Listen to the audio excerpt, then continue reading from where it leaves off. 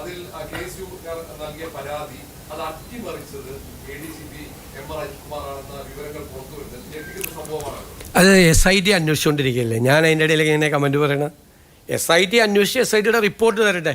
ഇതൊക്കെ നിങ്ങൾ വന്ന വാർത്തയിൽ നമുക്ക് പ്രതികരിക്കാൻ പറ്റും. SIT ഗവൺമെൻറ് മുമ്പാകെ റിപ്പോർട്ട് തരട്ടെ. റിപ്പോർട്ട് തരുമ്പോൾ അത് പരിശോധിക്കാം.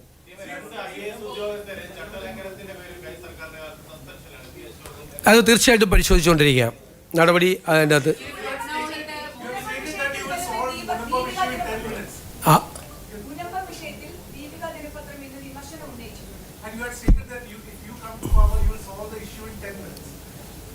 ഇപ്പം എന്താ സംഭവം നടന്നത്?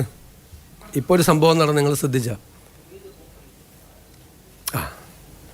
കഴിഞ്ഞ ഗവൺമെൻറ്റിൻ്റെ കാലത്തൊരു തീരുമാനമെടുത്ത് പോണ പോക്കിൽ മുനമ്പം ഞാനൊരു വാചകം പറയുന്നുണ്ടായിരുന്നു. അവിടെ രണ്ട് മതവിഭാഗങ്ങളെ ശത്രുക്കളാക്കാൻ വേണ്ടി നടത്തുന്ന ഒരു ശ്രമമാണ് അവിടെ നടന്നത്. അതിന് അന്നത്തെ സർക്കാർ കൂട്ടുനിന്നു എന്ന് പറഞ്ഞില്ലേ. ഇവരെല്ലാവരും അവിടെ ചെന്ന് പറഞ്ഞത് എന്താ? ഞങ്ങൾ നിങ്ങളെ കുടിയൊഴിപ്പിക്കില്ല അല്ലേ. ഇപ്പോൾ പോണ പോക്കിൽ വഖഫ് ബോർഡ് ചെയ്തതെന്താ? ഏത് വഖഫ് ബോർഡാണ്? ഞങ്ങൾ വെച്ചിട്ടില്ലല്ലോ വഖഫ് ബോർഡ്. കഴിഞ്ഞ ഗവൺമെൻറ്റിൻ്റെ കീഴിലുള്ള പൊളിറ്റിക്കൽ അപ്പോയിൻമെൻ്റ് ആയിട്ടുള്ള വഖഫ് ബോർഡ് പോണ പോക്കിൽ ഇത് പോർട്ടലിൽ രജിസ്റ്റർ ചെയ്തിട്ട് പോയി. ഇനി സാധാരണ വഖഫ് ലാൻഡ് രജിസ്റ്റർ ചെയ്യുന്നത് അതിൻ്റെ മുത്തവല്ലിയാണ്. ഇവിടെ വഖഫ് ബോർഡ് തന്നെ അത് പോർട്ടലിലേക്ക് പെടുത്തിയിരിക്കുകയാണ്. മനസ്സിലാക്കിക്കൊള്ളണം എന്താ അവരുടെ ഉദ്ദേശം. ഇവർ രണ്ടു കൂട്ടരും ഒരേ പാതയിൽ സഞ്ചരിക്കുന്നവരാണ് എന്ന് ഒരു രാഷ്ട്രീയ ആരോപണം ഞാൻ പ്രതിപക്ഷ നേതാവെന്ന നിലയിൽ ഉന്നയിച്ചിട്ടുണ്ടായിരുന്നു. അതിന് അടിവരയിടുന്ന നടപടിയാണ് പോണ പോക്കി ചെയ്തത്.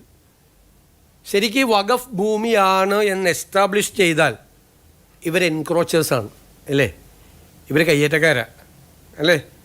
പിന്നെ അവരെ ഒഴിപ്പിക്കാൻ കോടതിക്കും പാടായിരിക്കും, ഗവൺമെൻറ്റിനും പാടായിരിക്കും. അപ്പോൾ വരാൻ പോകുന്ന ഗവൺമെൻറ്റിന് ഒരു 8ൻ്റെ പണി കൊടുത്തിട്ടാണ് ഇവരങ്ങ് പോയത്, വഖഫ് ബോർഡ് പോയത്. എന്താണ് പൊളിറ്റിക്കൽ അപ്പോയിൻമെൻ്റ് ആയിട്ടില്ല ആ വഖഫ് ബോർഡ് പോണ പോക്കിൽ ഇപ്പം എന്താണ് തീരുമാനം? വരാൻ പോകുന്ന ഗവൺമെൻറ്റിന് അതിൻ്റെ തീരുമാനം എടുക്കാനുള്ള അനുമതി കൊടുക്കണ്ടേ? പക്ഷേ ഞങ്ങൾ അതിനെ നിയമപരമായി നേരിടും, നിയമപരമായ തീരുമാനം എടുക്കും. അപ്പോൾ 10 മിനിറ്റ് കൊണ്ട് തീരുമാനം എടുക്കാതിരിക്കാൻ വേണ്ടിയിട്ടാണ് ഈ ചെയ്തത്.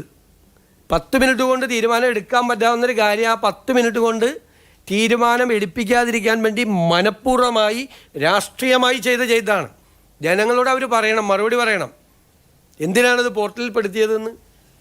പക്ഷെ ഞങ്ങളതിനെ നിയമപരമായി അപ്പം തന്നെ അത് പരിശോധിച്ചിട്ടുണ്ട്. അതിനെ നിയമപരമായി നേരിടാനുള്ള നടപടികൾ ഞങ്ങൾ സ്വീകരിക്കും. ഒരു കാര്യം, അവിടെ നിന്ന് അവരെ കുടിയൊഴിപ്പിക്കുന്ന പ്രശ്നമില്ല. അവർക്ക് അവിടെ സംരക്ഷണം കൊടുക്കും.